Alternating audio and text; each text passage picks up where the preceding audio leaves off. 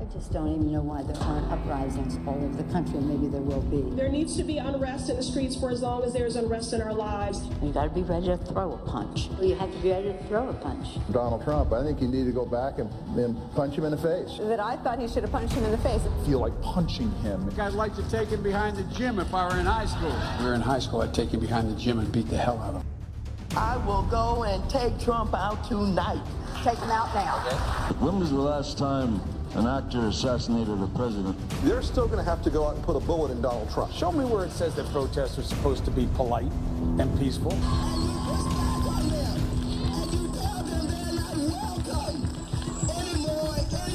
I have thought an awful lot about blowing up the White House. Please, get up in the face of some Congress people. People will do what they do. I want to tell you, Gorsuch, I want to tell you, Kavanaugh, you have released the whirlwind, and you will pay the price. We're going to go in there, we're going to... Well, this is just a warning to you Trumpers. Be careful. Walk lightly. And for those of you who are soldiers, make them pay.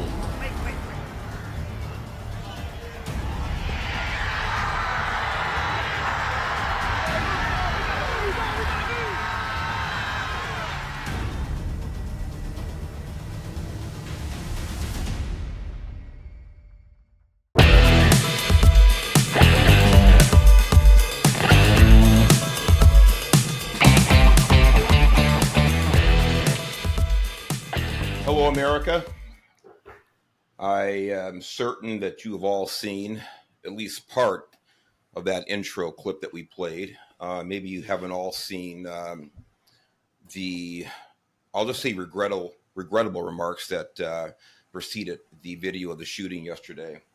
But we are going to get into that and many more aspects of the incident yesterday that almost took the life of former President Trump, and what ramifications we may expect moving forward. This is a special day. I think we're all going to remember for the rest of our lives where we were when this happened. And actually, I believe I said yesterday, it was a couple of days ago. You get to my age, you get mixed up sometimes. We're going to remember. I remember where I was. I was sitting on the couch with my 10-year-old son, and I actually got teary-eyed because I was explaining to him that he unfortunately lived through something that is going to become an incredibly important part of American history, and he'll remember that for the rest of his life. We talked about the ramifications and how something like this could happen, really what it means. And it's such a special day. It's such a special day in the sense that it's impactful, that I felt that I couldn't really discuss this, even to my own satisfaction, without the help of people who I have a tremendous respect for. And I have 4 of those people on with me today. And for those of you who may not know, everybody on the podcast today, you're not watching, you can't see their faces right now. I want to introduce them or reintroduce them to some of you. So starting with Bill Bodner. Bill Bodner is my partner in crime on his podcast, The Truth Nation. Bill Bodner is retired special agent in charge of the DEA, Los Angeles field office. Bill, thanks so much for being here. He spent 3 decades federal government. Marcelo Rue, best friend of almost 40 years. Marcelo is currently in law enforcement, actually serves in a special unit that has a tremendous amount of experience with protective security. In other words, security of an actual principal, a human, and great experience and great insight in that regard. My brother, my big brother, Danny Garrett. Danny spent 30 years, Los Angeles City Fire Department, 26 years of those years were as a firefighter paramedic. So he dealt with these types of high impact, high stress situations, and really in a simple human terms, I think even more complex than this when you're talking about triage and serious traumatic incidents. So he has tremendous experience in that regard. And finally, Anthony Jackson. Most of you know Anthony as being behind the scenes here, one of the producers of the show. Anthony Anthony sends me so much that's insightful when it comes to law, crime, politics. I felt that it was important to have Anthony on today because he just continues to do more and more in that realm and has special insight and perspective on these types of things. So I'm honored to have Anthony on as well. So this is a full house, the fullest house we've ever had on Leo Nation, and I'm really proud to have each and every one of you on. So thanks to all of you. I want to start just with really kind of the nuts and bolts of this, and I won't say tragedy because it was an intentional act, this evil act, and how we got to where we are. Maybe we'll talk about how we got here in a little bit, but I want to start with some of the basics, and those basics are, how did this happen in an operational point of view? And I'll go ahead and I'll just share some of my perspective here to start with. So I did 30 years California Highway Patrol, and 20 years of that, I was specifically involved with PSD, which is Protective Services Detail. And I was one of the officers that would organize and take part in the motorcade escorts for the president, vice president, heads of states, and other protectees, whether it's for U.S. Secret Service or the State Department. By the way, those are both federal agencies, but they are two different entities. The State Department handles dignitaries generally from outside of the country that are not heads of state. Secret Service deals with heads of state, cabinet members here in the United States, and that's generally about it. And of course, the families of those protectees as well. So those are the two different entities that I dealt with. Through the Secret Service, I received a lot of training. The training was, one, to tell us how they operate, what they do, what their priorities are, what their main concerns are, what they felt generally are the most obvious situational threats, what they want to eliminate immediately, not solely, but some of the obvious things that they want to address. And then they really let us train them about what we do as far as the motorcade protection, so we can kind of work like a hand in glove. So I tell you that to let you know that over 20 years, I was around a lot of protectees, many protectees, including multiple presidents and former presidents, all the way from Bill Clinton through Donald Trump. Those are the people that I took part in protecting in my career with the Highway Patrol. Their families, vice presidents, and then heads of state, and then non-heads of state with State Department from outside of the country. One of the things that I learned right away, and then I think, Marcelo, I want you to speak about this, pretty quick, because you're doing your job, today, so to speak, at any time you can be a part of this. But matter of fact, Anthony and Bill, Danny, Anthony, we're going to get you in here real quick. But Anthony, can you bring up clip number 1, the site diagram, share that with the audience? Yep. Just want to talk about what we're dealing with yesterday. And some of you may have seen this or have seen this, maybe not. I think you're going to zoom in there a little bit. But Marcelo, you can go ahead and talk about this a little bit. But one of the things, and Anthony, can you there we go. I don't, maybe not. Can you get in there a little bit closer? I think that's as close as it's letting me. Uh-oh. Can you guys see the video okay? No, I can't see the diagram. I can't see a diagram. There's no diagram. Oh, I haven't played it yet. It's a video. Oh, gotcha. I was wondering. Okay. That's how the attack unfolded. President Trump was speaking from a stage located here, with Secret Service snipers in position on the roof of a building behind the stage. The suspected gunman was on the roof of another building less than 450 feet away from where Trump was speaking, with a clear line of sight. And look what happened. Gotcha. Let me go back so we can kind of see. Right there. This is great.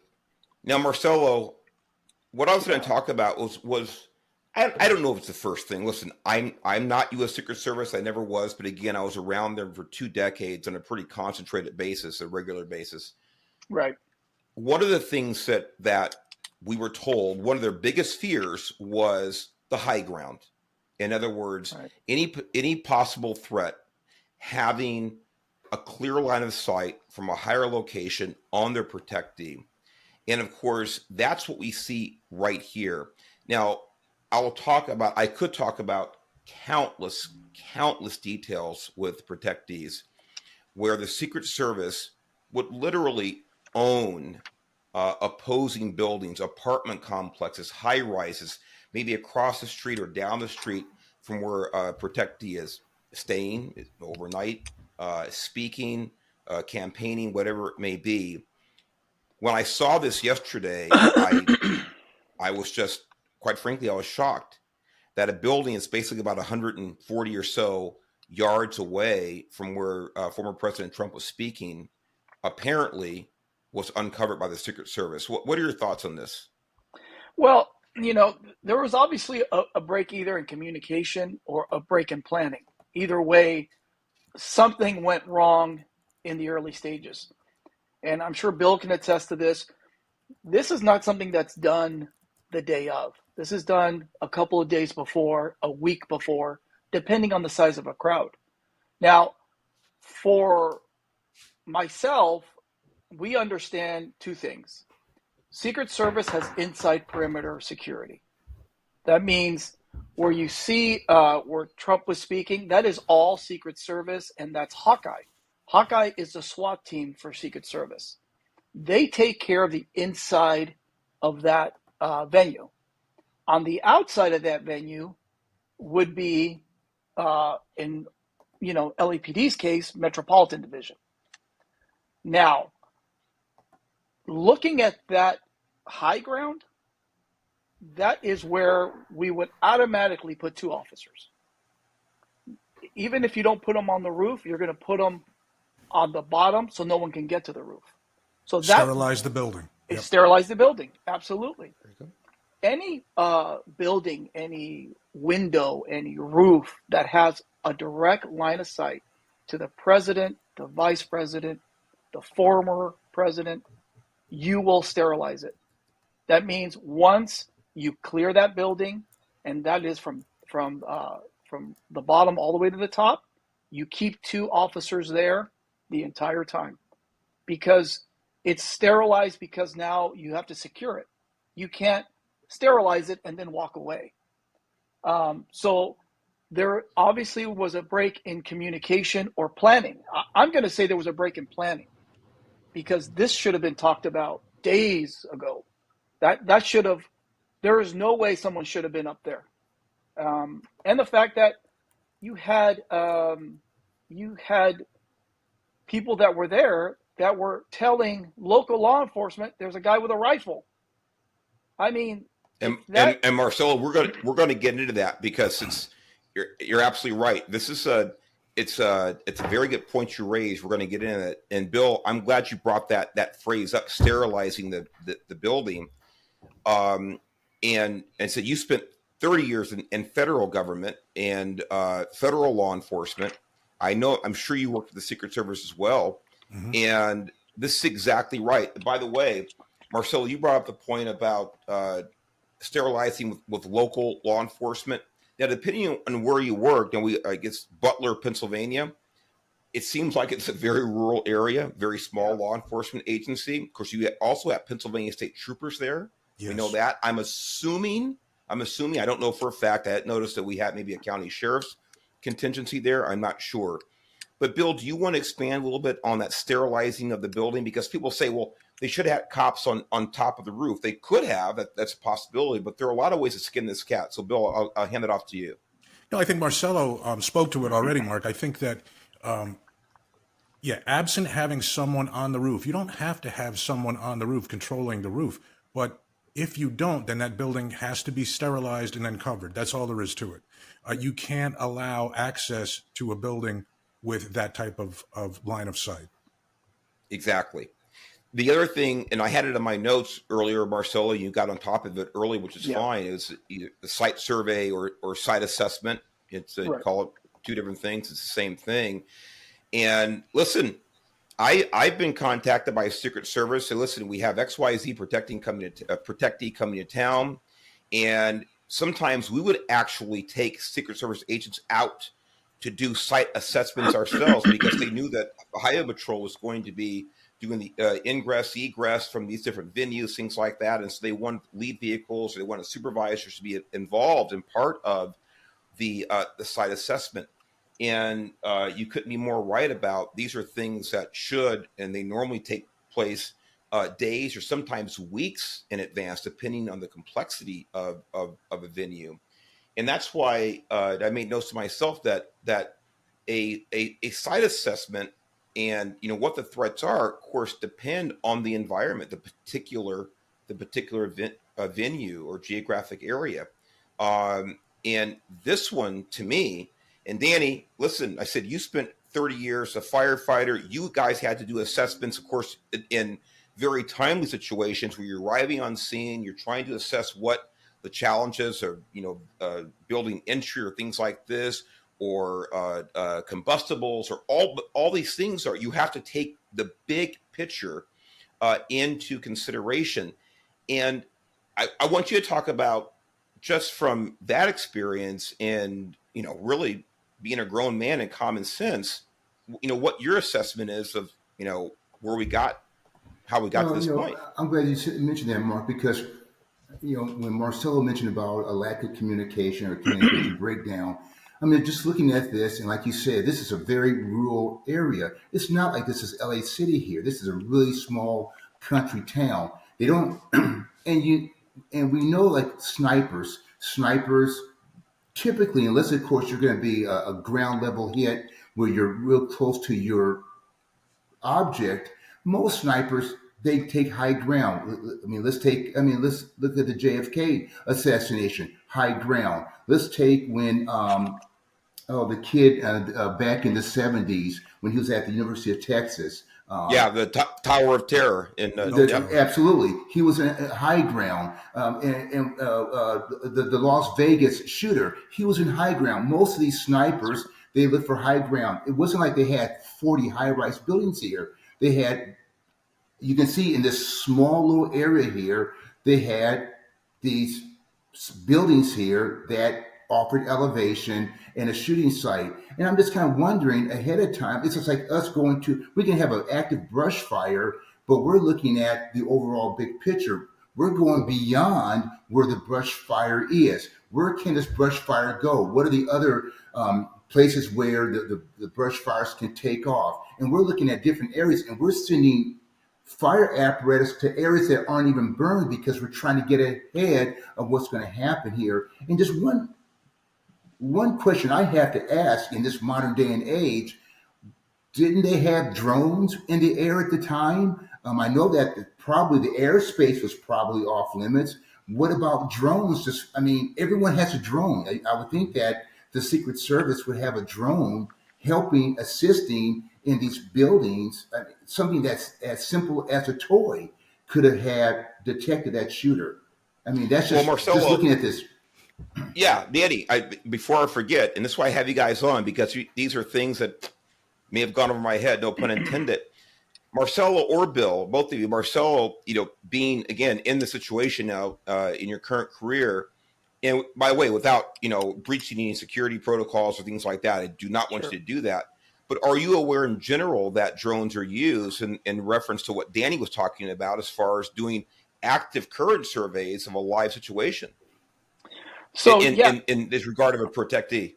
Yeah, so drones are used by Secret Service. There are also protocols in place where they prohibit drones in the area. And I don't know if Bill has more insight to that, but we do have, if we do see a drone, Secret Service will let us know, hey, that's ours. We're doing a survey, an immediate survey of the location right now, or they'll tell us, hey, we have no drones up, so let us know if you see one.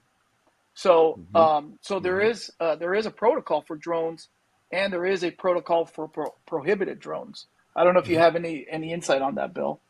No, I just add that as you guys know, that there's also a no-fly zone established. Anytime there's something like this, and the drone operators have to follow FAA regulations. So if it's a no-fly area, that means no drones.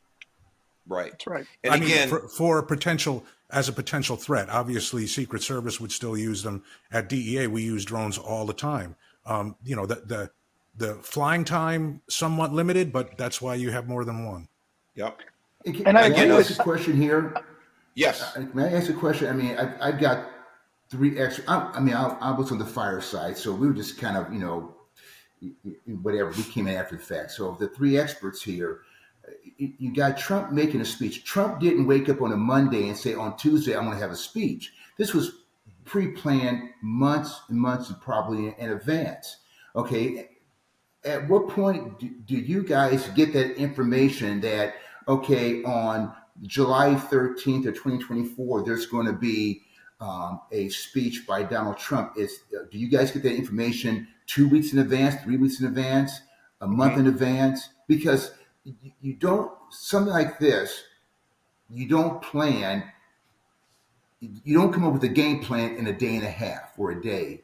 I'm sure this is something that goes over and over, and getting your resources together and getting everybody on the same page. Because like Mark's indicated, there are multiple agencies. Even I don't care how small they were, you still had to work with these multiple agencies. And so I'm just kind of wondering what the time frame is for you guys, especially law enforcement, getting the security together and Well, a I'll plan take together. it first.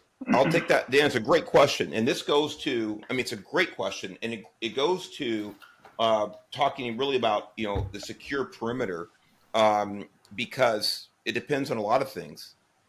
One of them is time frame. And of course, the environment. In other words, what is the secure perimeter? Well, it depends. But going specifically to your question, normally, and there's sort of normal, that's we put quotes around there because there's a lot of, not a lot of normality to the stuff. But normally, we're going to get, a 7 or 10 or 14-day notice about, say, a POTUS visit normally over the years. Now, they've been a lot tighter than that. Sometimes we get a call, 72 hours. Now, most of those types of things are generally in response to maybe a natural disaster. The president wants to come out to do an assessment or things like that. But generally speaking, you're going to have enough time to do the types of things that we're talking about today. Going out, looking at these buildings. In this case, you don't have very many of these buildings at all. It's not like the stuff that I know Marcelo deals with today and I dealt with for 2 decades in Southern California, in densely populated areas with high rises all around you, or going down to Pacific Coast Highway. One side's the ocean with houses, the other side has high-rise apartments, and the president's staying on this side. And in other words, just incredibly complicated. This looks pretty simple, but to answer your question, Danny, it varies, but certainly enough time to do an assessment to the point where most people feel comfortable, and to coordinate, as you alluded to the various allied agencies that are involved, the people on the ground that actually make all these things move. The Secret Service is really focused, like Marcelo said, on that protectee, on that tight circle around the protectee. And they depend on local law enforcement, state law enforcement, county law enforcement to move all the parts around to keep that bubble around the protectee. So Marcelo, I know I said a lot, but you can take it from there about timeframes. Yeah, and Mark's correct. But I'll say this: the Secret Service is very aware of situations like this, and if we only have 72 hours notice, which is almost never happens, they're so apologetic because it's something that just came up, and that's the first thing they say to us: "Hey, I am so sorry. I'm so sorry. This just was put on our calendar. We're on crunch time," and it's basically all hands on deck. Is it ideal? Absolutely not. Does it happen? Yeah, unfortunately, once in a while it does happen. But normally we're talking weeks out. And for something like this for us, we would have been on that site probably 10 times before we even started our tactical plan. And it's something that we share with Secret Service. And a lot of times we'll go out with Secret Service because they want to know our input. Like, well, we're going to be here, but what's your thoughts on this? So they're very good in in communicating intelligence with us, and so we have a really great rapport with them. We really do. When we tell them, hey, we need to put someone here, here, and here, they're like, hey, great, let's do it. Can we get the manpower? Because their big issue is the manpower, and we do everything we can. We on something like this, we would have brought in 2 platoons, both B and C platoon, to cover this whole area. And Marcelo, explain to everybody what that means logistically or numbers-wise, platoons, how big those are. So our platoon is about 30 officers each platoon. So we would have had 60 officers in where the supposed shooter was and around that entire area. That would have been closed off. So we would have had probably all 60 officers no one would have got through there. Not the back, not the side. We would have just closed that whole area off because it's a danger zone. And with that, we would have had, in addition to our security there, we would have had what we call our CAT team, which is a counter assault team, ready to go. So yeah, I'm not knocking the Secret Service. I think they do a tremendous job. And Bill, you can jump in here. But at some point, there was some lack of communication. There was a failure in planning, because if we're looking where the shooter is, that is a direct line of sight to President Trump. That right there is an extreme failure. It really is. And we're talking from a tactical standpoint, right? And I'm not blaming anyone specific. I'm just saying that, my friends, should have been covered.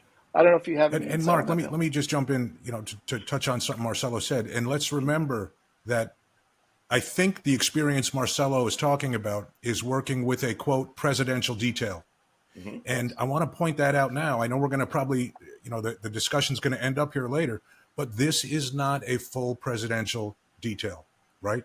This is basically, it's not a candidate detail.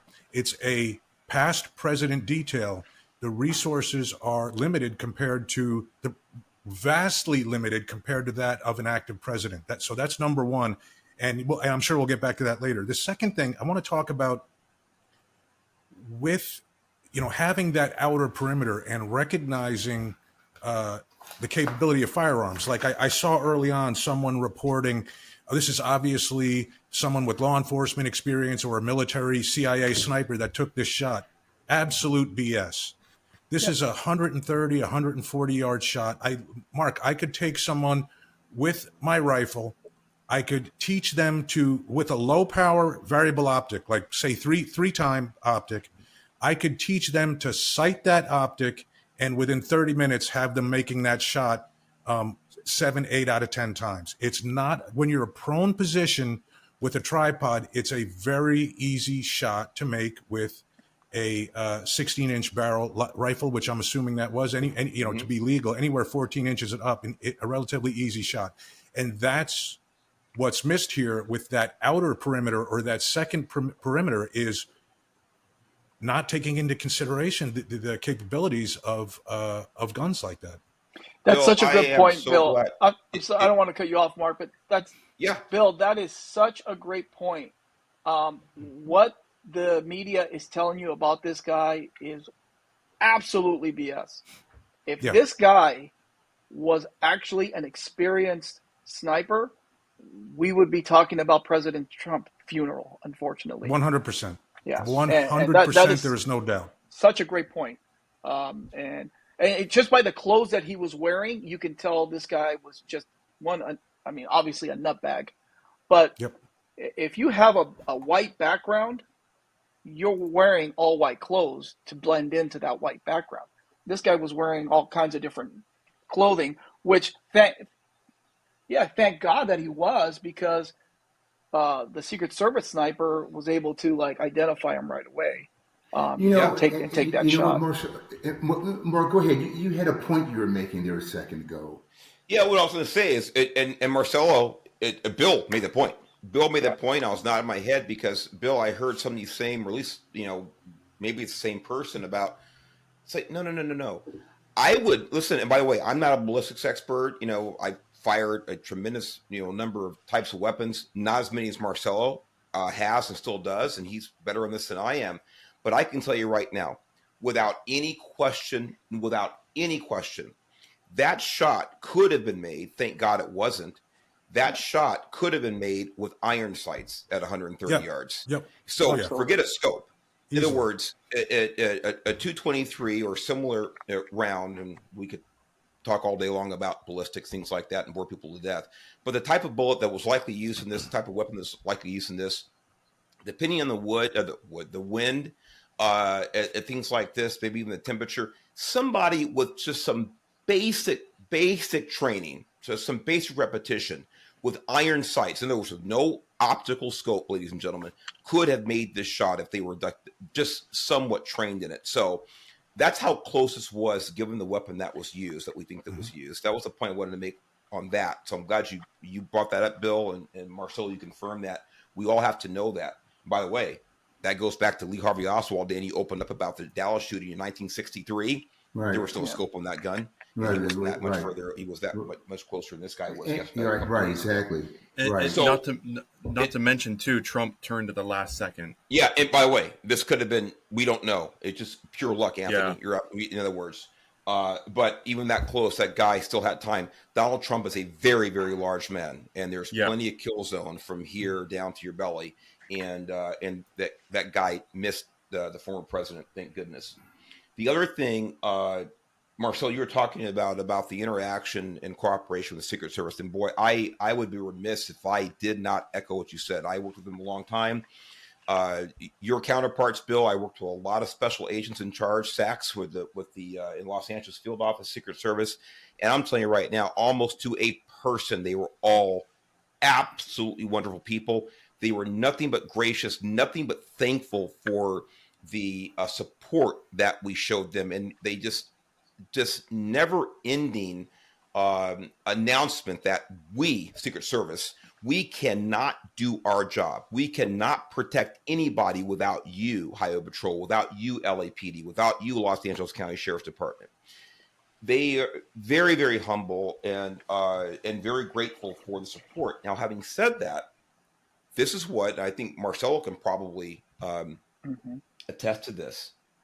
The truth is that California gets a tremendous amount of dignitaries visiting, a tremendous amount, especially given the, which political party happens to be in office.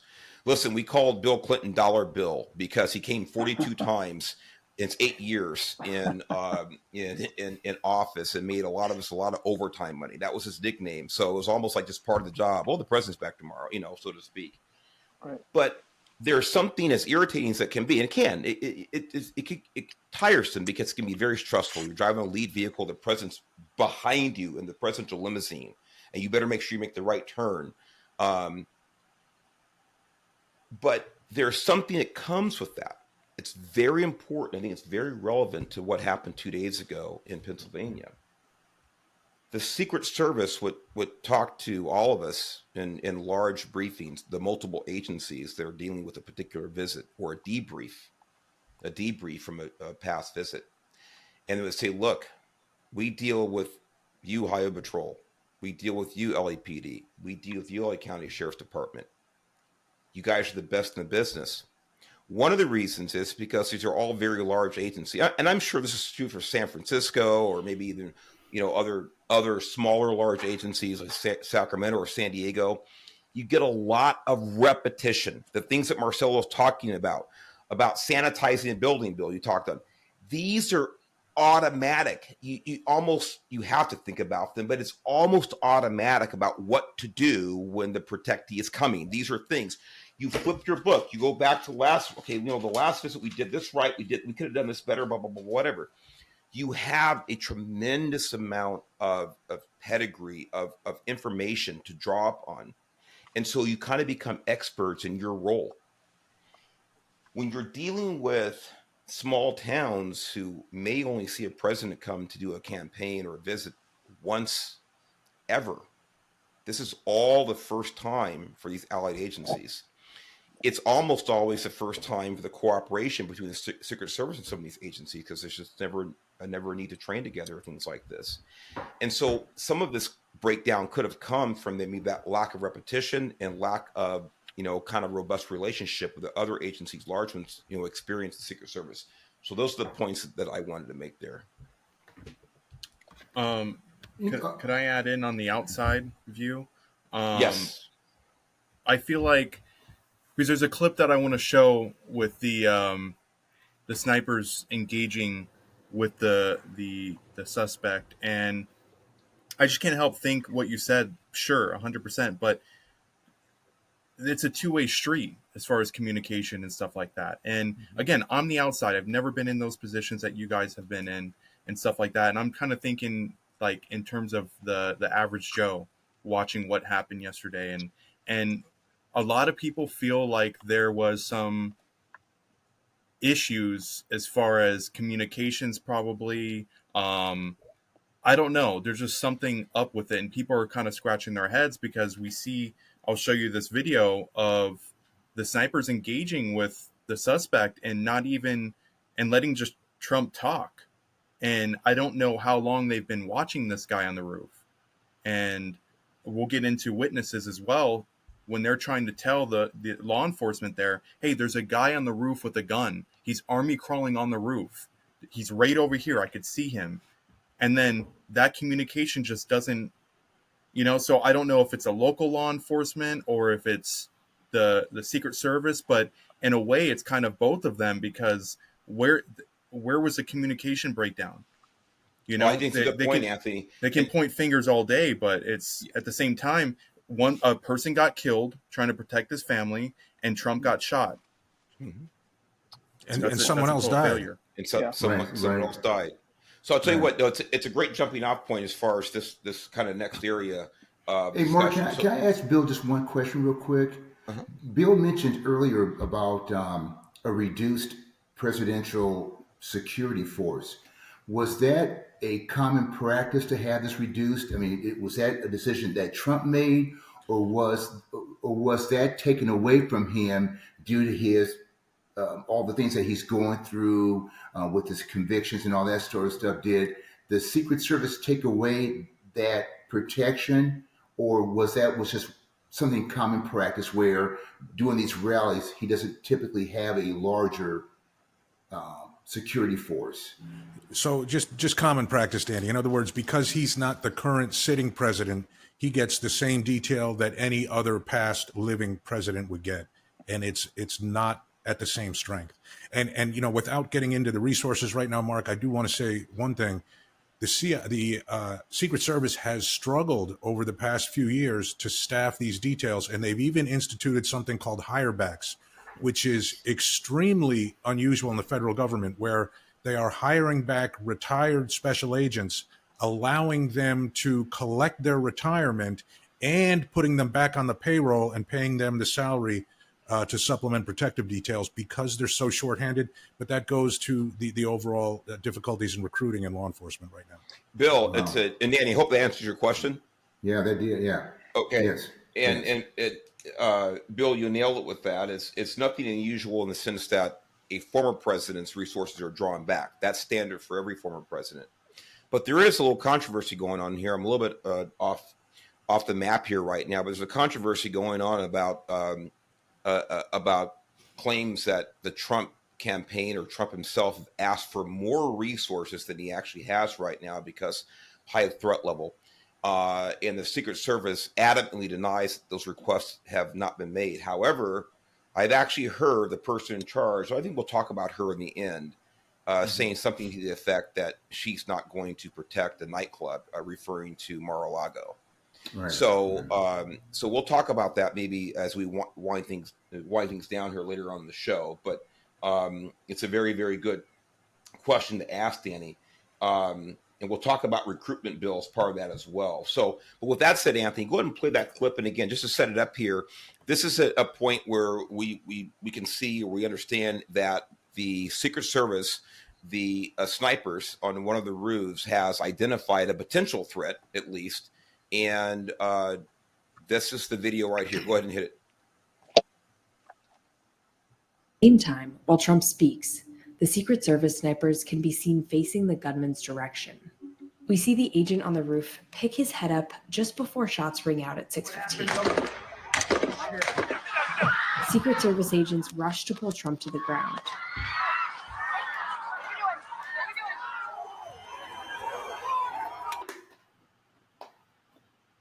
Okay. Now, I'll tell you right now, I'm going to defer. I've got my own opinion, as I always do, about this particular clip. I'm going to start with you, Bill. What's your assessment of this? So, listen, so often, Mark and Marcelo, and I'm just speaking to you guys because you've been through this, we hear of tunnel vision, right? We hear of tunnel vision in a critical incident. This is a different case, and I call this detachment. So, and this is just my opinion, guys. I haven't heard this from anybody on the scene, and I've spoken to a lot of people. But what I saw here was someone looking through the scope, identified a threat, and did not believe what he saw. And he had to detach. In other words, it's the brain's common reaction to detach and try to collect more data because something is not making sense to you. So whether he thought it was a friendly on the roof, whatever the case, all of a sudden he sees a man with a rifle on the roof through the scope, and he looks back and says, wait a minute, before I take a shot, I need to gather more information. Is this really what I think it is? And in my opinion, he detached for that split second, then went back on the scope, and it was too late. You know what? Marcelo, I'm gonna give it to you. I mean, that's a great point, Bill. It's a stressful situation when you have to take that shot. So what, I think, Bill, you hit it right on the nail, right on the head. When you see something like that, it's almost like I need to verify if this guy is local law enforcement or if this guy's some crazy nut. And, and it's like you said, that split second, this guy ended up getting what they say, 5-6 shots off. Something like that. So I don't know. I mean, it's a rough situation. I'm glad that he acted, because we still don't know if he had a full clip on there, which a full clip is 30 rounds. So if you got 6 rounds off, okay, but you start to think, what if this sniper didn't react? I mean, what else would have happened? So I think Bill's right on target with this. And guys, and Danny, let me just say, follow up real quick on that. Remember, the mindset of this sniper is no one is supposed to be on that roof, right? So when he sees someone on that roof, he's thinking, okay, these are all thoughts going through his head. Was there already a breakdown? Is that his brain is trying to make sense of seeing someone with a rifle where there's not supposed to be someone? And if it was me, I'd think, wait a minute, do we have our people up there? And just that split second when he detaches, that can make a tremendous amount of difference. Sure. You know what I was going to say, me being a firefighter paramedic, and maybe this may not be the same, but it's like me going on an accident scene, a real violent accident scene or a real violent shooting or something. You get on scene and you see this patient and you see them and your mind goes, hey, that's not how a normal body looks. Why are those legs bent behind this person's back? Why is this person's head not on his shoulders? Or so you've got to step aside. You may, like the sniper did, he raised his head just to get that second train of thought going. Whereas I've been on scenes before where I've had to maybe talk to my partner, say something, do something, put my gloves on just to kind of reboot my brain to say, oh yeah, this isn't normal, but I got to go take care of this. And what did you call the detachment? What, Bill? You said detachment? Yeah, just detachment. It's something the brain does when it can't make sense of what it's seeing. It wants to detach and collect more information because it's saying, hey, this is critical decision time. This doesn't compute. And the natural reaction is to look at a bigger picture. Yeah, and like I said, to me, I've done that before on violent accident scenes and things like that, where I've had to detach just for that split second to get my brain focused on the task at hand. Because when you walk up on it, you just go, this isn't normal. This isn't just a guy with a cut finger. This is a guy that just lost his arm. And that's not, and I've been there, not obviously with the sniper, that wasn't that critical, but I've been there before. Well, you know what, Danny, and I've been there too. Before fire shows up on those scenes, literally with a leg behind the head. And as an EMT, and there can be that split moment of like, oh my God, and okay, go back to your training, Mark. Go back to your training, Right? And so I understand that, but it's like and Bill, we've talked about, airplane disappearance. Was it MH370 a couple of shows ago, I believe, on your show, that there are usually multiple causes for, airline crashes. Usually not just one. Usually 2 or 3 things have to go wrong at the same time. And what we're talking about here, what we all want to assess is, how did this happen? How did a round pierce the former president's ear? How did the gentleman die in the audience? How did the other person end up, I believe, with a belly wound? How did this happen? I think multiple things had to happen. And of course, Marcelo, you talked about it earlier. Bill, you talked about it. We talked about the site assessment. And really, how is this building not secure? How is it not sanitized? How is there not somebody in front of it? And by the way, there are all other buildings there apparently that weren't sanitized, from what we can see from the aerial shots. But here's the next part. And Bill, you talked about detachment and things like this. This is what, and again, I'm friends with still current and former Secret Service agents and managers. It's hard to say, but I try to be honest here, is that there was a breakdown from what we can see in this clip. I wasn't there. Thank God I'll never be in that situation as far as having to pull that trigger in that job. I wouldn't want it. But this person did want it. It's what they signed up for. It's what they trained for. It's what they trained for every day. Marcelo knows specifically how much people in these situations with these responsibilities trains. All they do is train. This was a breakdown for him to take his eye off of that scope, because that scope makes that target look a lot closer than we do right now on this computer. A lot closer. He could probably make out the color of that person's eyes.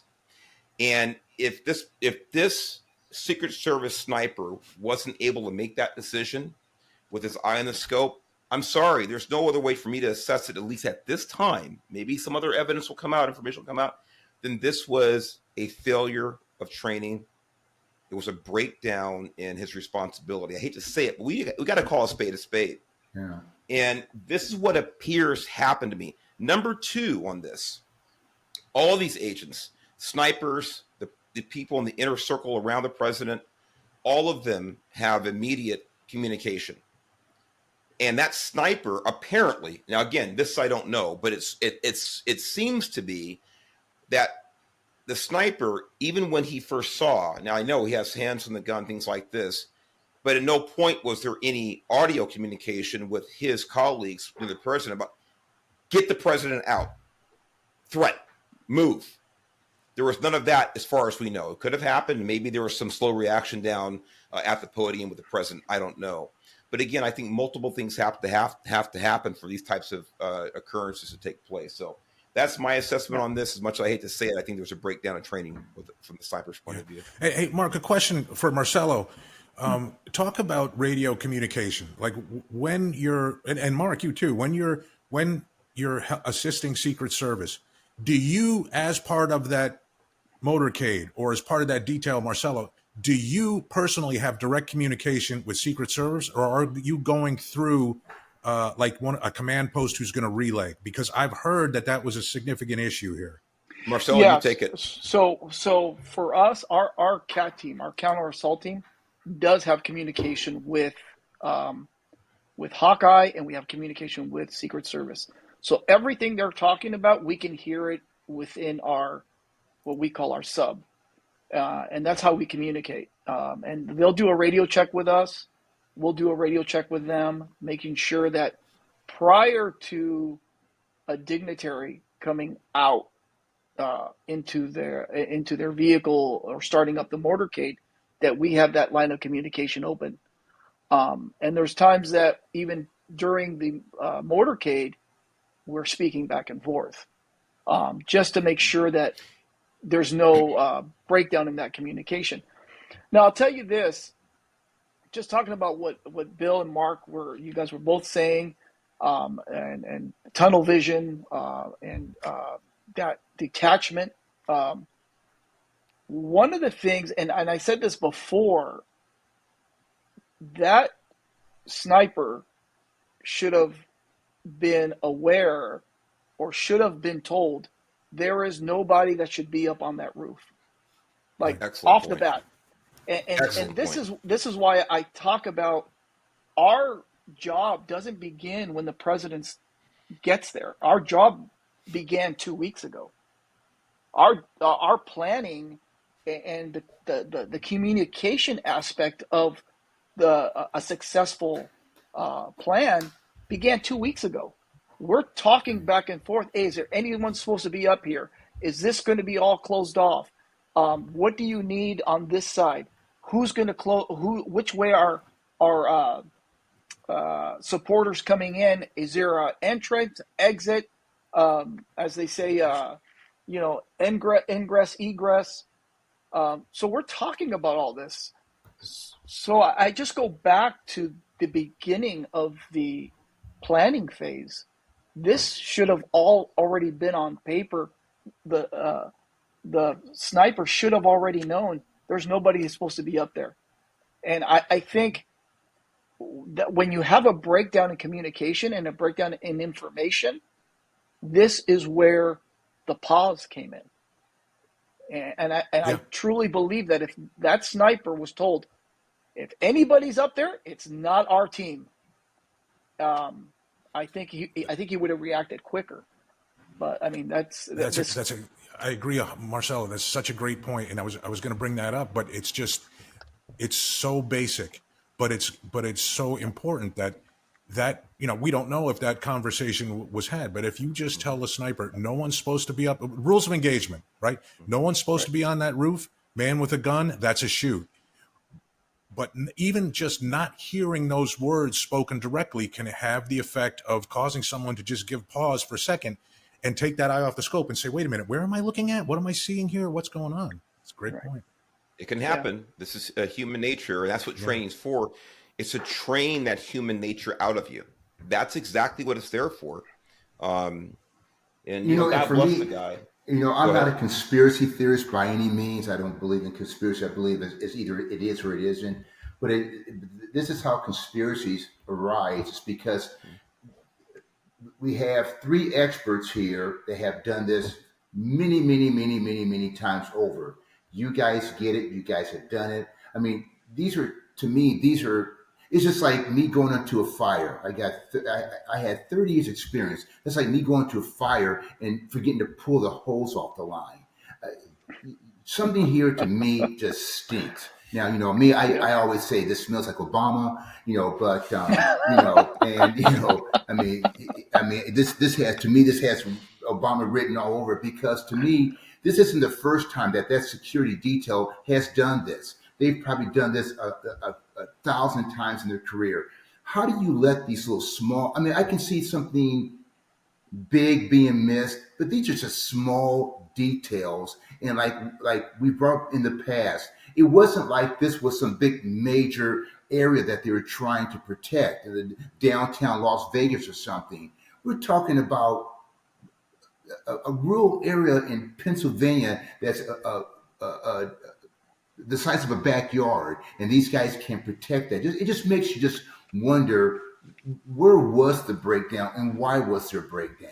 Well, Danny, here's the answer. And you know what? This is going to sound a little harsh. I don't mean it to be harsh, but this is based on my experience, 32 years in the federal government.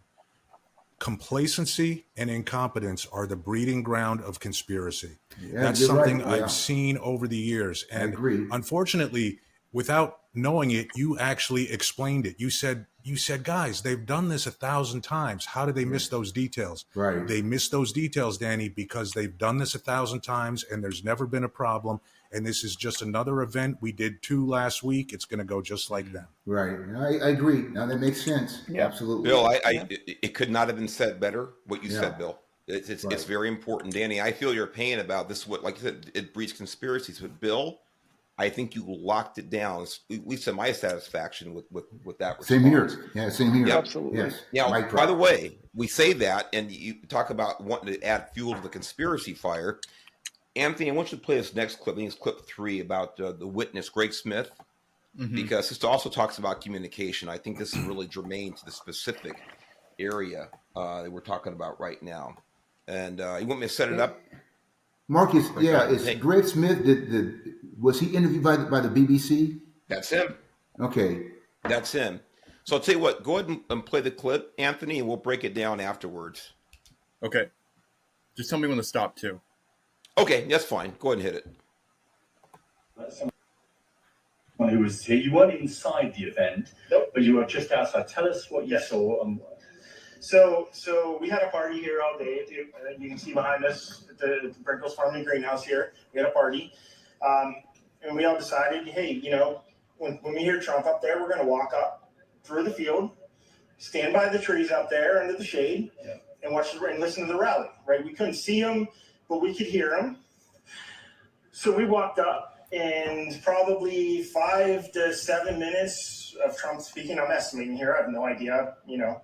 But we noticed a guy crawling, bear crawling up the roof of the building beside us, 50, go ahead and stop it, feet away Anthony. from us.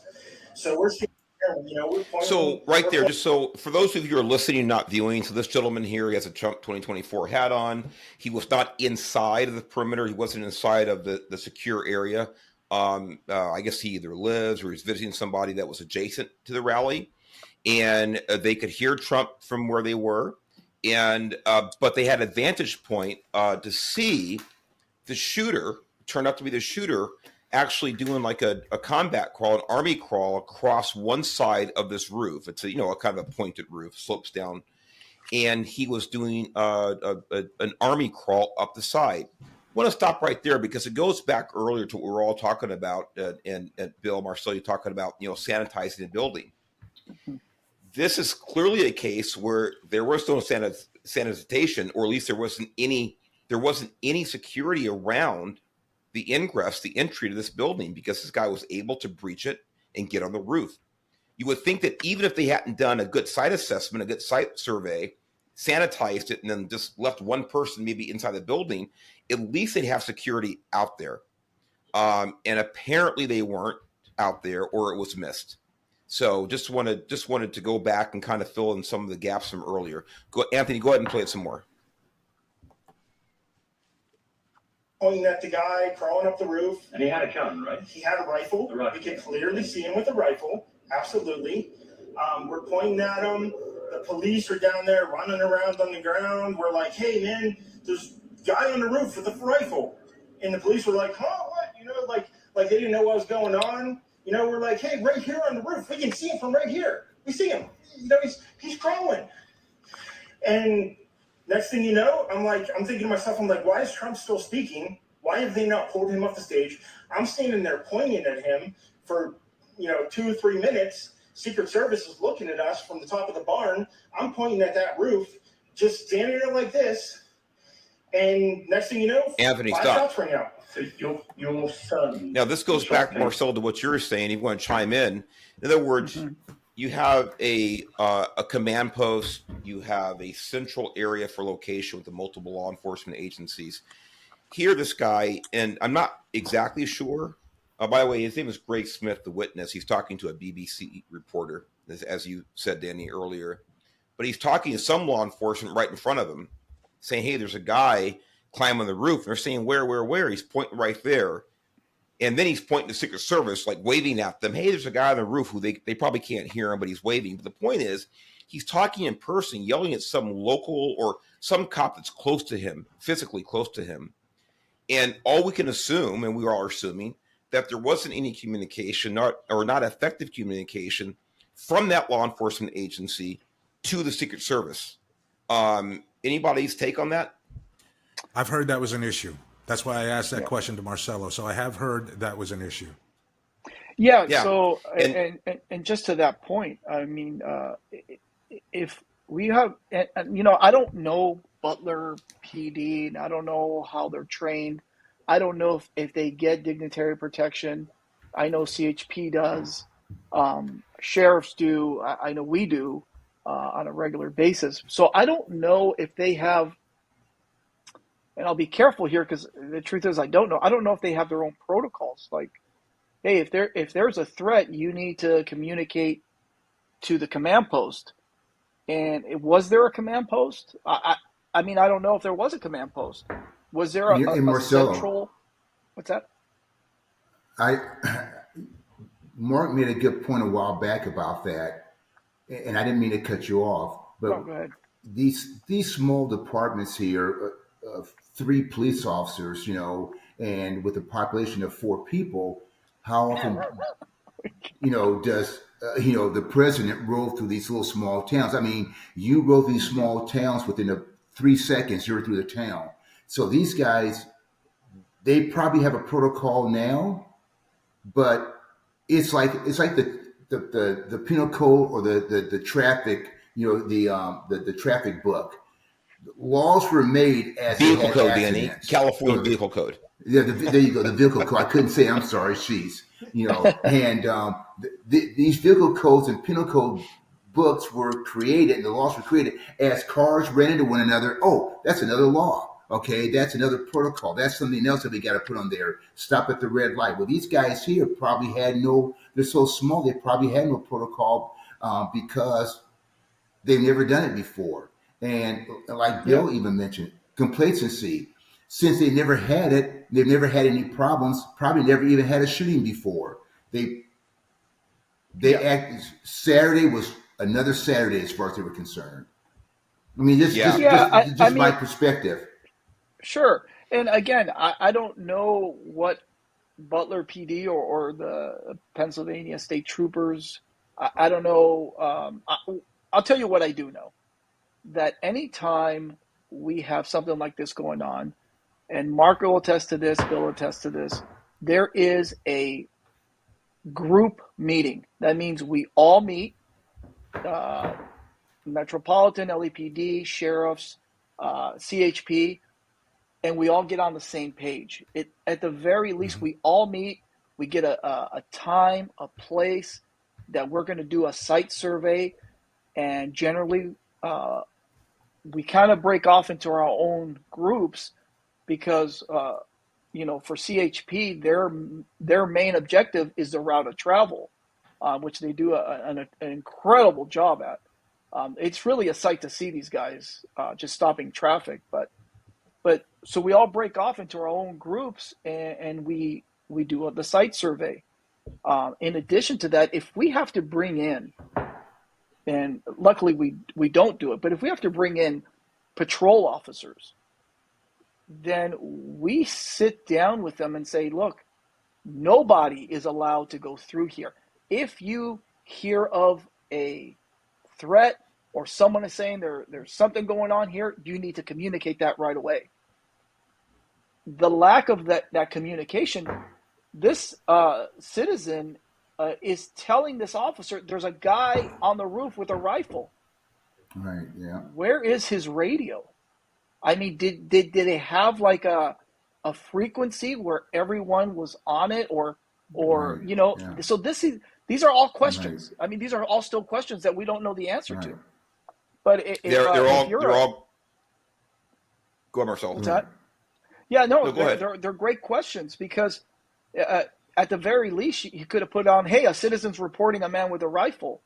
But we don't know if there was a frequency for this officer or trooper or whoever this citizen was talking to communicate that quick enough. So, I mean, there's a lot of question marks here. A ton.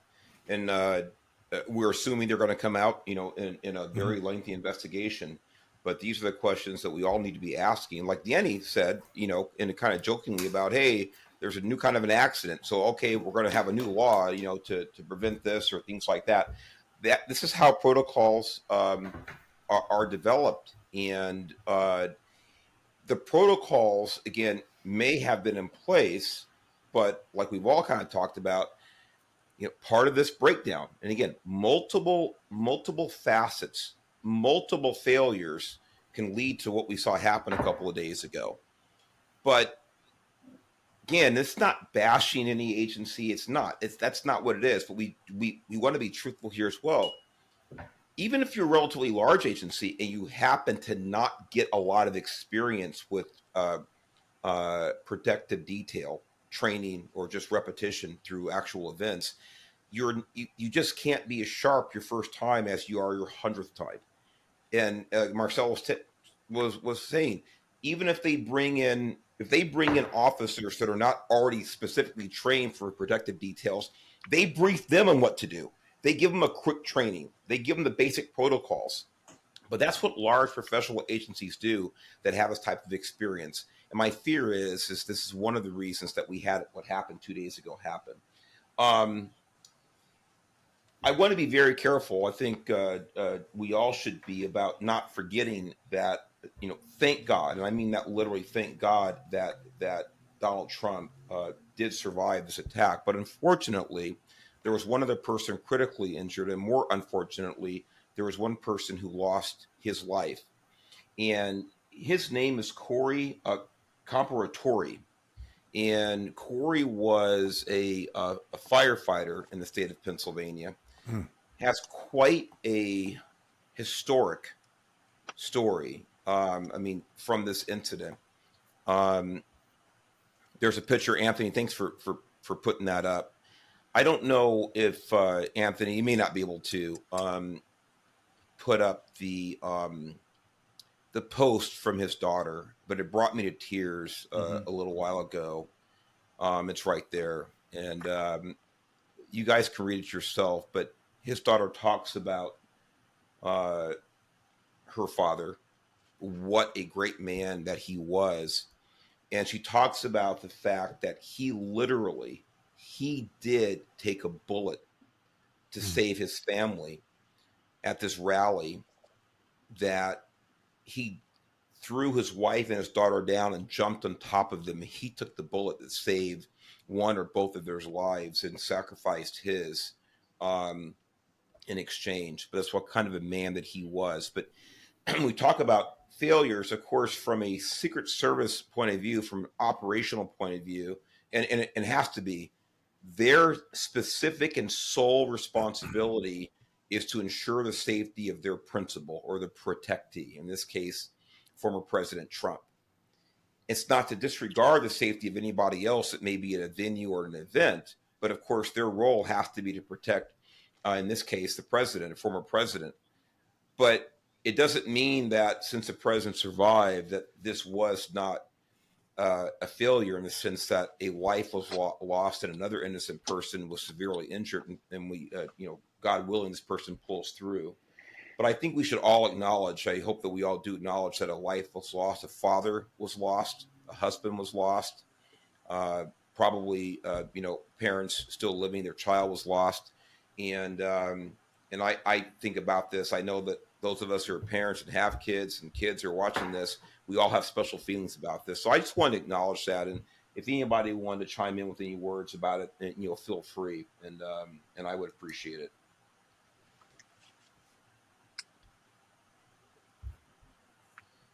Yeah, no, I mean, it's tragic. It really is. And I'm glad you brought that up, Mark, because we do talk about former President Trump, but we forget about the life that was taken by this senseless act. And it's tough because there's a wife without a husband and a daughter without her father now. So. Yeah, I believe he had two daughters, if I remember correctly from reading the post, and it's just a horrible thing. Look, as far as I'm concerned, this shooter this evil person got off easy by being killed instantly. There's really not a punishment good enough for someone like this, but at least he's not a threat to anybody else, and that's, I guess, the best we can hope for at this point. Want to move on. I said there's so many aspects of this, and I think we've done a pretty thorough job of covering the tactics and protocols and things like this, and where breakdowns may have occurred and probably did occur and things like this, and hoping that this won't happen again. And there are always lessons learned, sometimes the easy way and sometimes a hard way. This is a hard way. But the truth is there is a social and political aspect to this as well. And it's almost like the mainstream media just can't help themselves. And I don't know if anybody out there watching or listening read, and I got some of these publications I subscribe to in order to bring information to the audience here. Some publications I don't care for, but I was watching the headlines coming in, and Anthony, I think I sent you some of these, and you probably gathered some up yourself. Mm-hmm. I want you to bring up, Anthony, you have a slide number 5 for the initial news headlines about this incident.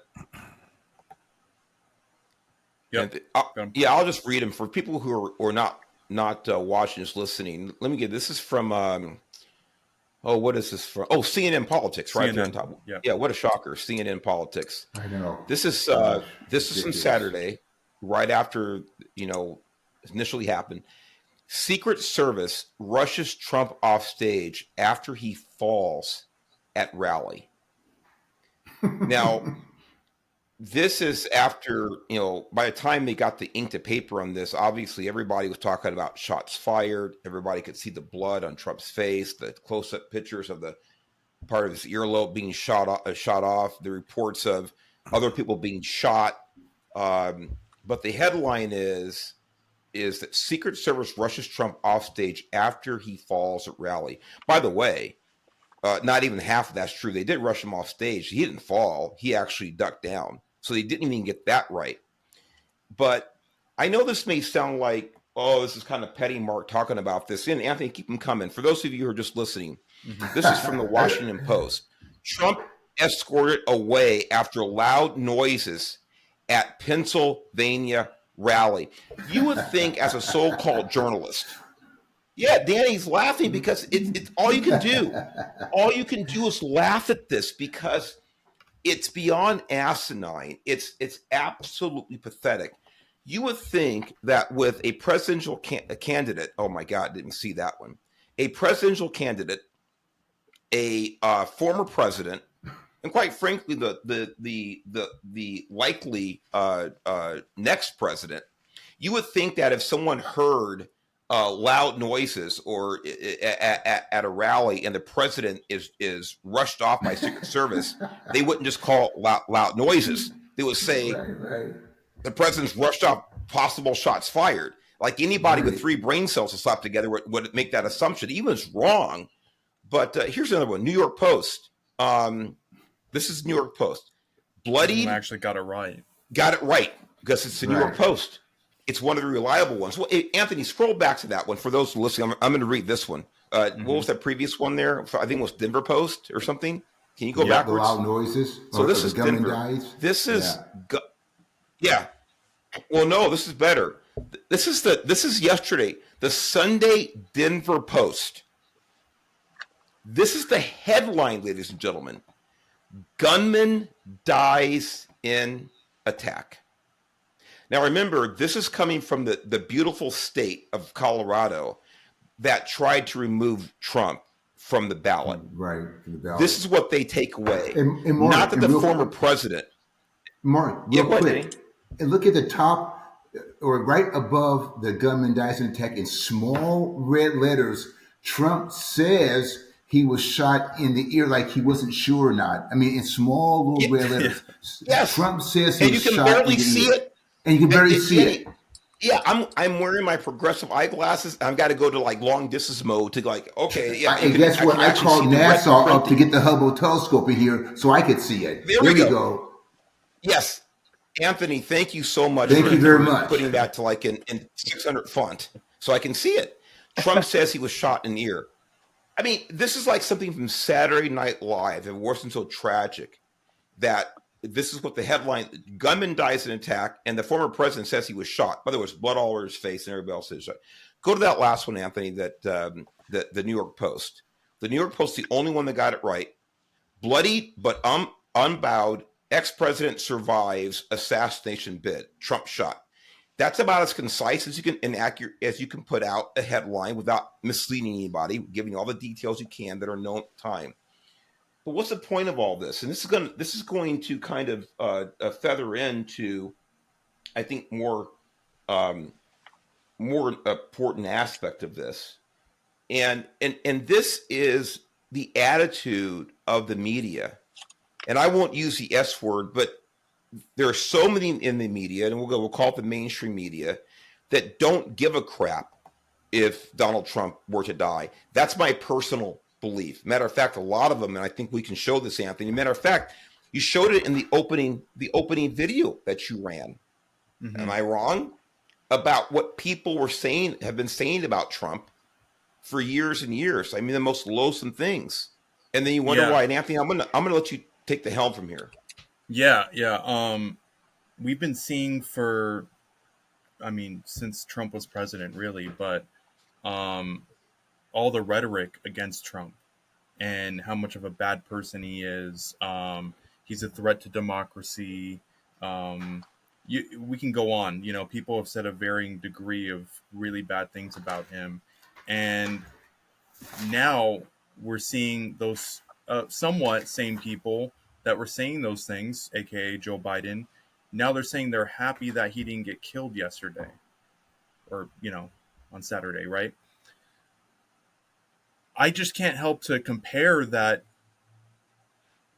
they wouldn't do this to a terrorist that almost got killed. Yet they lump him into that, saying that he's a threat to democracy and stuff like that. So do they not believe actually what they've been peddling, all their campaign advertisements against Trump? I just can't help think that they just expose themselves as more liars. Yep. Well, that's my take on it. I mean, it's my take, and we're going to do a roundtable on this one. And Marcel, you chimed in first. You take it.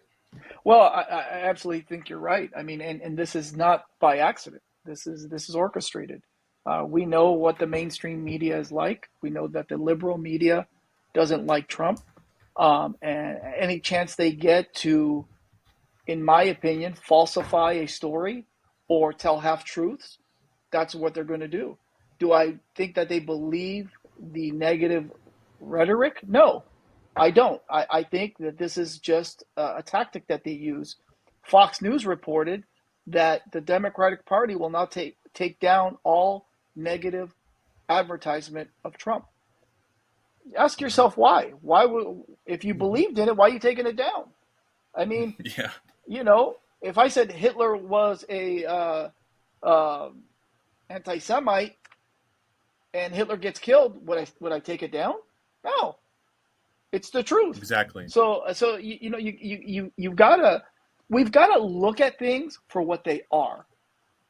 And yes, we want them to do better. But that's because that's what we want them to be. But this is typical. It is orchestrated. I believe it.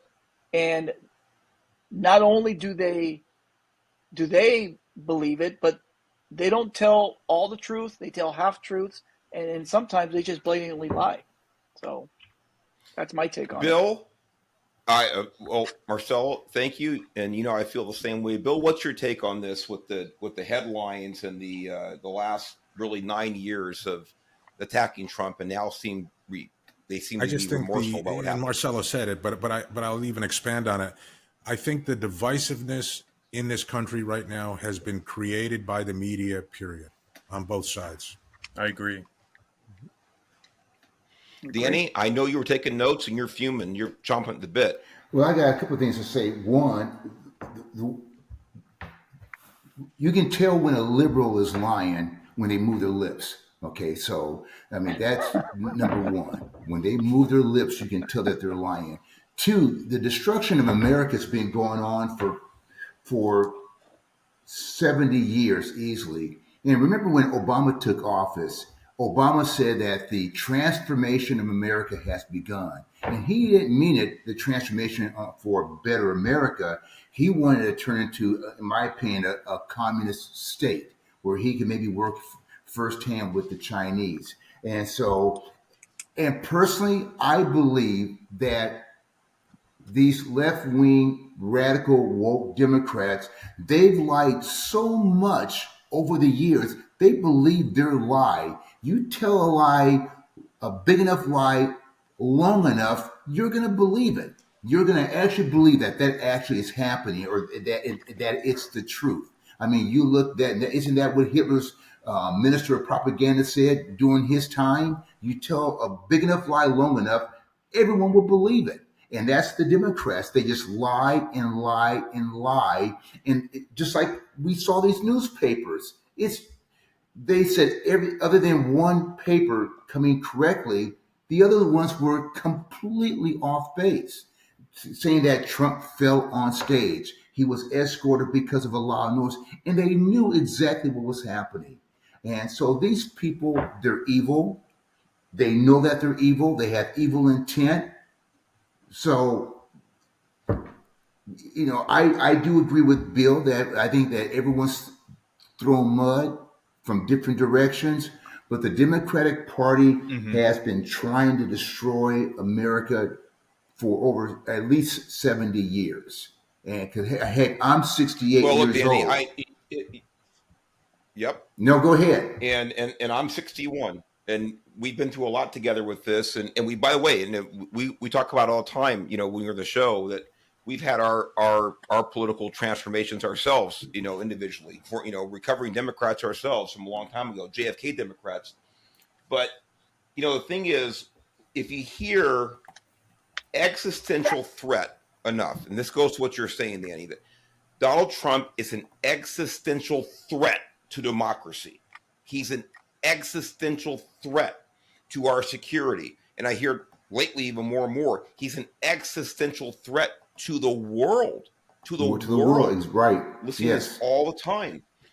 And like Anthony said earlier on, that if you are an existential threat, if you are going to do something to cause harm and death to untold number of people, quite frankly, well, why would you mind if someone eliminated that threat? Why would you mind if someone eliminated a threat that was now going to result in more people's, lives being saved? And it's exactly what you said, Anthony, because they don't really believe this. This is politics. The thing, and Bill, I'll respond to you about that, the media is divisive and there's too much that's going on both sides. There's certainly a truth in that. I agree. But the question is where is this originating from? I don't know. By the way, I'm sure they exist. I'm just saying that I don't know of anybody who's ever, called for harm to President Biden. I'm sure they're out there. They're radical idiots on both sides. I get that. But in the media, you think about this, and you talk about the quote unquote non-stream mainstream media, maybe the Fox News or OAN or whatever it may be, or the New York Post.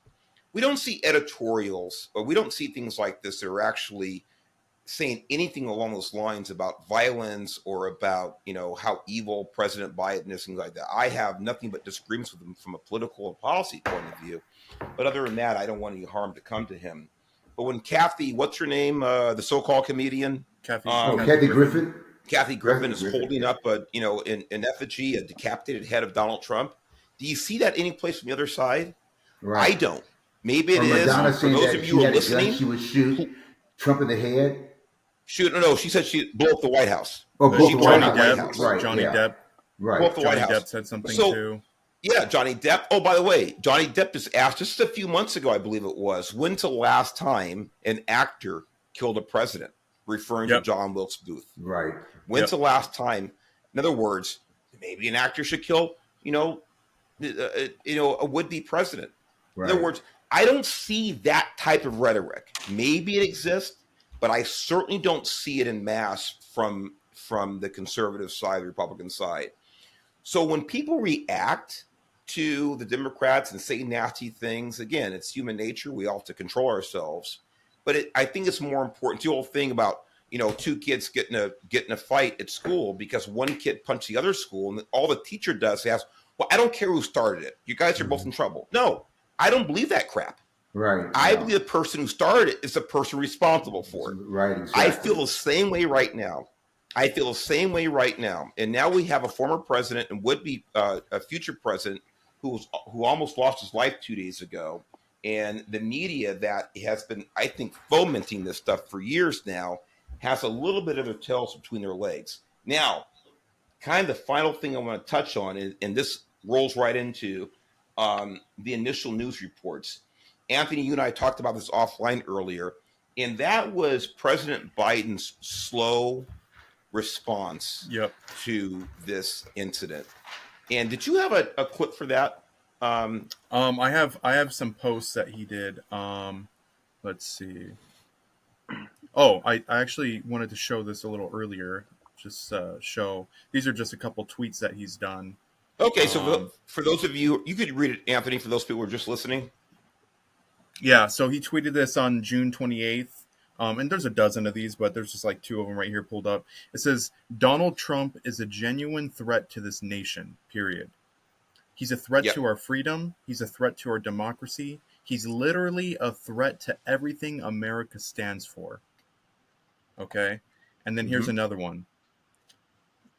I don't know how to say that name. Justice Sotomayor? Yeah, Sotomayor. Yeah. Warned us in her dissent that based on the majority decision, Trump could take out his opponents, take bribes, and lead a coup while president and be immune to being held accountable. He really could become the dictator that he promised to be on day one. And so it just kind of it shows the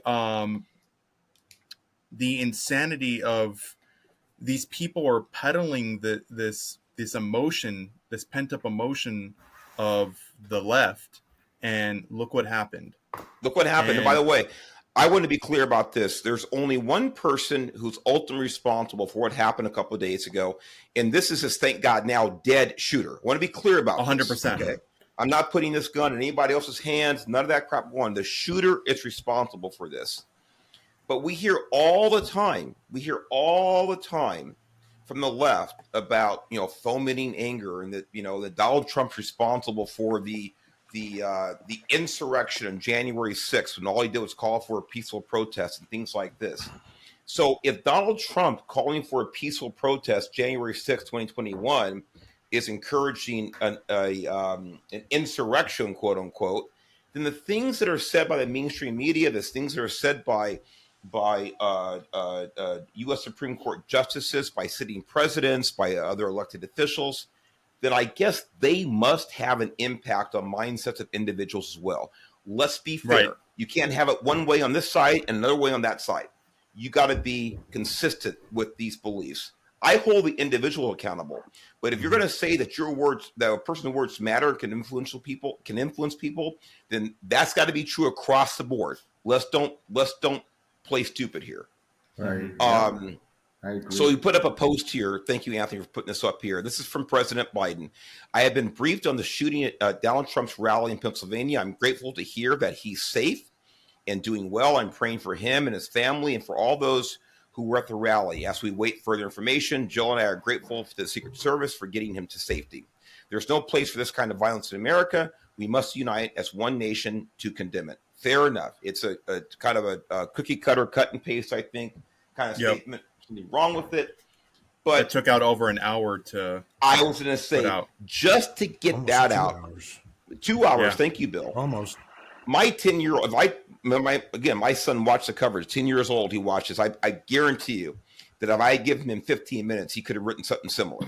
And I mean that literally. He's a pretty damn good writer, thanks to my wife.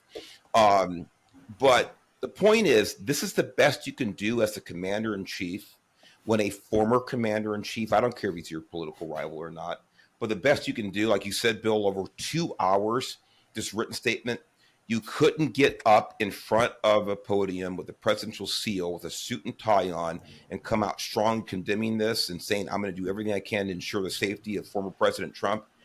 This is not leadership. This is not a commander-in-chief. These are the times when leaders are made, when they can stand up and take the right action, even when it involves a political rival. At least in this country, we were supposed to be civil. Well, then, God damn it, Joe Biden, why don't you show some civility? Why don't you show some leadership? Why don't you get your butt up there and say the things that you want Donald Trump to do, to be civil, to be a leader, to unite people? This was the ultimate opportunity for the commander-in-chief to show unity, was it not? And the best he could do was this cut and paste kind of statement a couple hours afterwards. So that's it for me on that one. I'm going to turn it over to you guys. Danny, go ahead.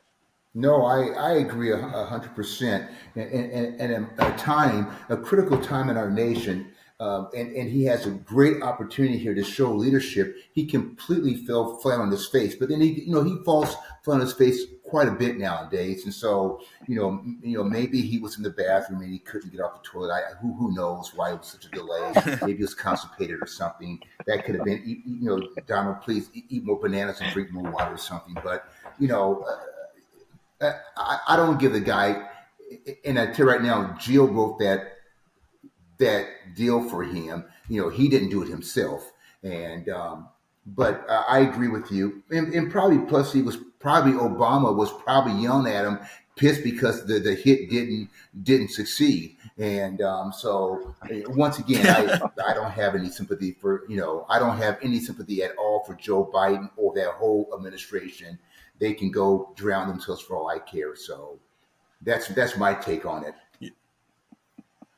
Bill? I think there's one thing that we can all agree on is that the silence was deafening.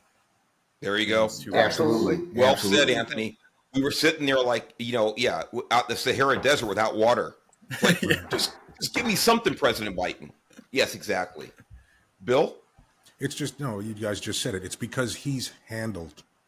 He's not a leader, he's handled. Exactly. The handlers are not leaders. They don't know what the right thing to do is. So they're looking at just purely political operations. That's all they're thinking about. Exactly. Beautifully said, Bill. Absolutely. I mean that. It's exactly. Handler, not a leader. Marcelo, on this one, final word to you.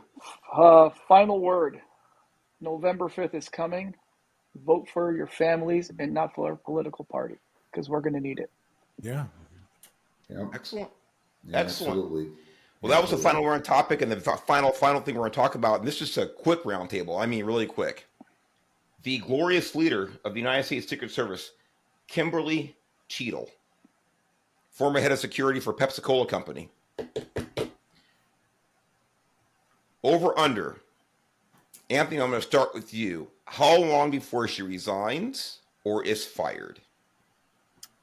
I give it till tomorrow. Ooh. I give it till tomorrow. So you think by tomorrow, Tuesday? That's a bold statement there. I don't know. I think that is such an embarrassment about what happened. I think that she's going to try to get, if she was smart, she'd get ahead of the curve and just say, hey. But you know what? I will say this, though, not to retract that predicament, but she does have a meeting with Congress, I believe, in 10 days. I think it's July 22nd, I believe, but coming up. Okay. Yeah. And by the way, that's nothing. That's going to go nowhere. Right. Yeah. I was going to say same thing. I mean, because the answer is going to be it's an active investigation. We can't comment on it right now, and it's just for show. Right. Absolutely. Exactly. I agree 100%. I agree. I don't think that she's. Bill, I agree. Bill, what's your estimate on her tenure? She stays because she stays till the end of the administration. Yeah. If they let her go, they admit that something was wrong. Right. Exactly. And this investigation is going to take a long time, so they could probably ride it out. Hey, good assessment, Marcelo? No, I agree with Bill 100%. They're not going to let her go because it's going to it'll show that persona that they did something wrong. So I think I agree with Bill. I think they're going to hunker down the way they usually do, and it's just the same way when they say negative things about Trump, There's Democrats that go, well, I didn't say it. Well, but you didn't stand against it either. You kept silent, and silence says a lot. So I think they stick with her, and they'll put fault on, I don't know, satellite wasn't working. I don't know, they'll do something, but definitely I think they're going to keep her. All right, Danny. Mic drop for everybody. I agree. She's not. Hey, we couldn't get rid of Mayorkas. Now, how are we going to get rid of this gal? Good point. Okay? Really good point. We couldn't get rid of that lame duck Mayorkas. That guy doesn't know from a hole in the ground. If we can't get rid of him, and he's in charge, he's over her, she stays, because just like Bill said, getting rid of her, how crap rolls downhill, it's going to affect everybody. Bill said it right. You get rid of her admitting guilt. Let's just keep her until the end of the term and then go from there. I think she stays, because this is a whole bumbling administration, and the clowns all support the clowns. So she stays. Well, I'll tell you what. I'll be the salmon swimming upstream to spawn. I'm going to say that she resigns within 30 days because she's going to get a call asking her to resign. They will not fire her, but they're going to pressure her to resign. It will save face for the administration. It'll give her a free way out. She'll keep her pension. And I think that's how it's going to roll. The only caveat to that is I know she's a huge DEI supporter. Mm-hmm. She wants 30% of the workforce in the Secret Service to be female by 2030, which I don't see that happening. So they will like her on the DEI aspect. Other than that, I see her resigning, and there'll be some cush job lined up for her in the private sector anyway. So she has a big, gigantic golden parachute. That's Mark Garrett's assessment. So with that said, gentlemen, I cannot thank you enough for today's show. It's again, there's no way that I would have come up with the great points and questions that each of you did, and I really appreciate it. We'll have to do this again next time. I hope it's something certainly not as tragic, and I use that word in lieu of evil, because the shooter actually committed this intentional act. Right. I do appreciate each and every one of you. You are just you're great, and we're going to have, I said, the whole bunch of us on again. I think we'll have a lot of fun doing roundtables and other shows and other topics. So with that said, thank you all for watching, listening. Hey, let's break the log jam in YouTube with the shadow ban. We need your help. We're going to be coming after it. We're going to keep fighting. They don't like what we're saying, which means we love what we're saying. So stick with us. Share this stuff, folks. You got to help us to fight the fight. Everybody's got to do their part. We are a nation of laws, not a nation of men or women or individuals. We're a nation of laws. If we don't support that as individuals, we're going to lose that. Keep fighting. God bless you. Check us out, Your Leo Nation website and all the platforms where you get your podcasts. We'll see you next time.